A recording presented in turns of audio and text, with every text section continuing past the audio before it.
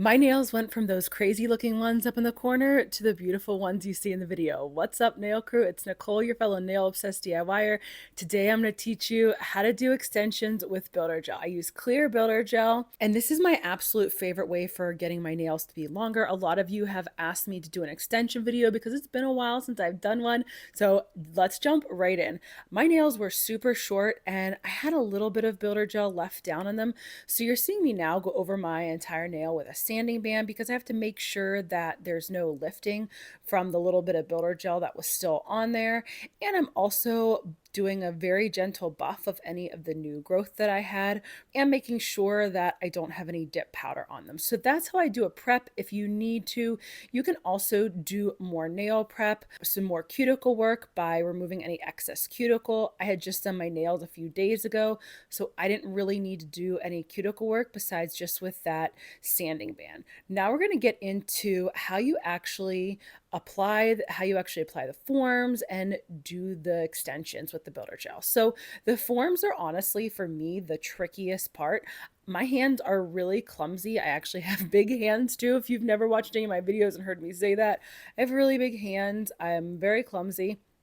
So getting the forms to fit was something that I struggle with. So I saw this technique where somebody just cut the sides of the forms, like right where the edges of your nails are, like the width of your nails. So I thought, okay, let me try this and see how it works.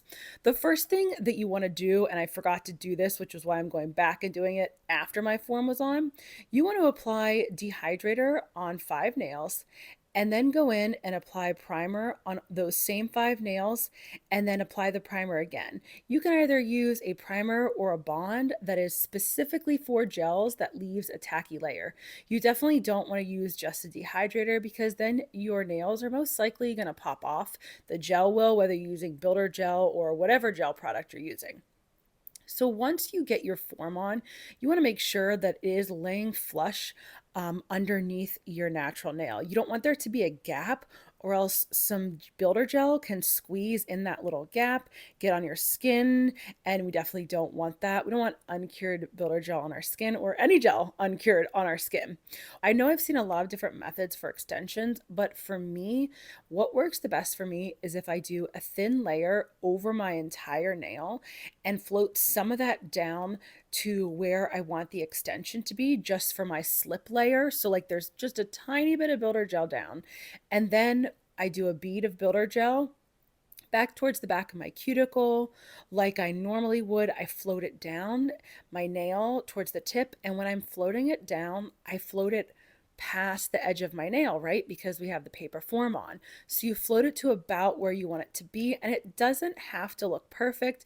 My thumbnail extension turned out very nice. Some of the other ones look quite a bit crazy. I call them my alien claws after I take all the paper forms off, and they kind of look like alien claws to me. So for the first layer, that's what you want to do. You want to just start to be like building your apex and building out that extension. The extension doesn't have to be thick, right off the bat. You don't want thick layers. It's better to do thinner layers of the builder gel to make sure that it fully cures.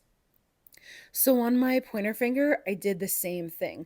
I did my slip layer down first and made sure I put enough on the brush to drag some of the builder gel down past my nail tip to start to build out my extension. And I use the slip layer as like the base of where I want my extension to be.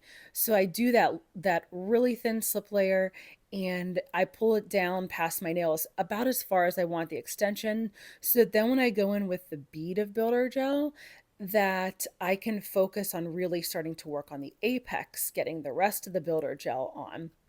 One thing that I tried this time that was actually really helpful for me was I wasn't worried about going all the way back to the back of my cuticles with my first layer of builder gel. So whenever I do extensions, I always do 2 layers of builder gel.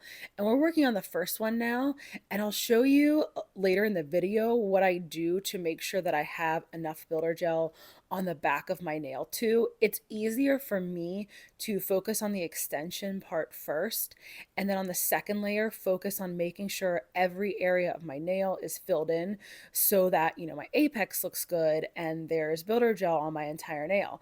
That has just been something that I've started doing that's made my life a bit easier when I am doing extensions.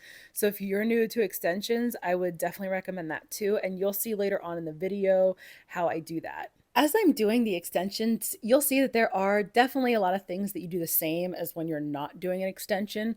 So one, you have to obviously focus on your apex. So you want to flip your nail over for like 10 seconds to let that apex naturally build.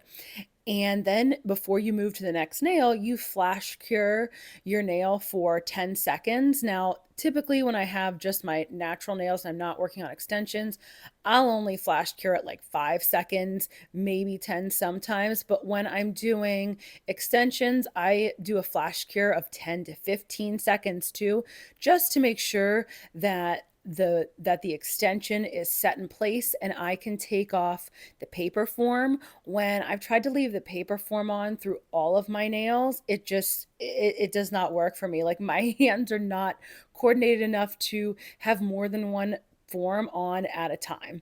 Something that I want to make sure that it's okay to do is if you, like, let's say you want just a small extension, but you accidentally made it way too long, it's totally okay. I'll show you how I file and shape and buff my nails that even if they end up too long, it's all right. We can fix that. That is the beauty of builder gel, that it files, shapes, and buffs so nicely, so easily, but you have to have it fully cured. So once I do all 5 nails of the first layer of the extension in the builder gel, then I do a full cure in my big lamp, which I didn't show in the video. I was just showing how I flash cured. You want to make sure that you are doing that full cure in the lamp, or else you'll leave builder gel uncured on your natural nails, and you definitely do not want to do that.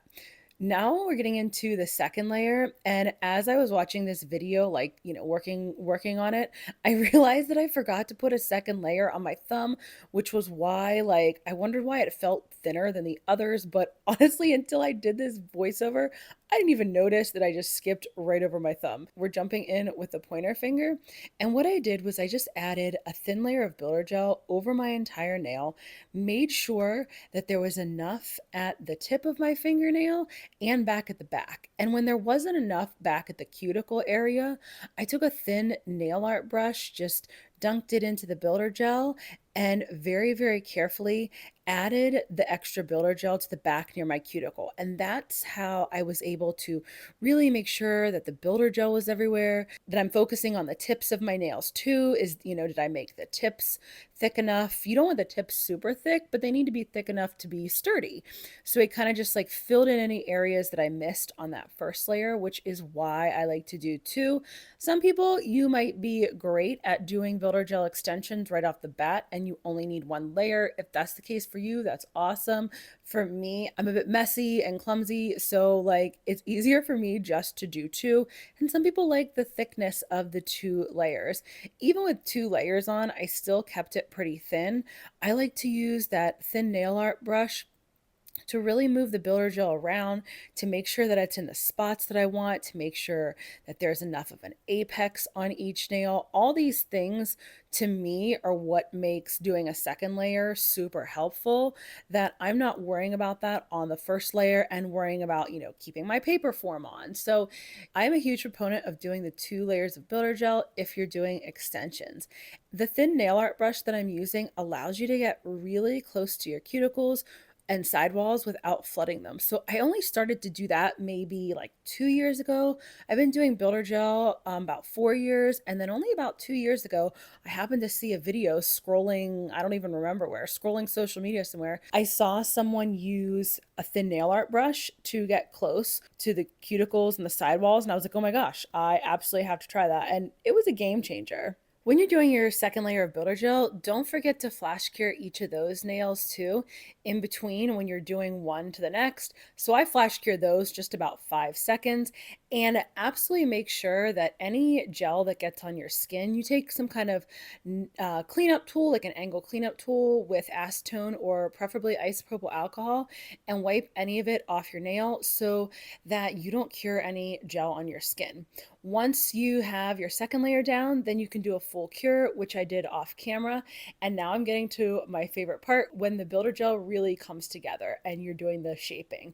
So once your builder gel is fully cured, you want to spray it or wipe it with isopropyl alcohol so you get that tacky dispersion layer, that stickiness that's left behind. You want to get that totally off before you go filing and shaping. And this is where I just grab a file and I start working on my almond shape. So when I do extensions, I typically like to do almonds. The reason why you don't see me do long square nails is because I just break them, I pick at them. Even when my nails are short, like square just does not work for me. I tend to mess with it a lot more than when I have my almond nails. So I knew I wanted to do almonds here. And I didn't do anything like super long for extensions. I've definitely done way longer ones. I just wanted to do short ones to show you that like you don't have to do super long extensions. You can do short extensions and they can still look great. This is one thing that I didn't, know when I first started doing builder gel and extensions, is that you can take a file and file the heck out of it. So I like to first start with getting the basics of my shape down, and that's what I work on right off the bat after I've wiped them with isopropyl alcohol. I really like work on how my shaping looks. Then I take I take the 180 side of the file and then go through and really make sure that my apex looks exactly how I want it to be. So I make sure my nail is smooth. I make sure that I, file down any weird ridges from if I, missed a spot when I cured. And I always like file in a curved motion so that my nail keeps that C curve going, keeps my apex going. That is the secret to when my nails look crazy from at right after I did the builder gel and did the extensions to how they look at the end. Once you're totally done, I like to spray them with alcohol just to see like where they're at. And then I go back in with a buffing block and buff super smooth because I do peel base over my builder gel and then either dip or gel. Now, if you're not ready for extensions, but you want to learn how to do builder gel on your natural nails, make sure you click on the next video and I will teach you all about builder gel on your natural nails. Thanks for joining me today, Nail Crew.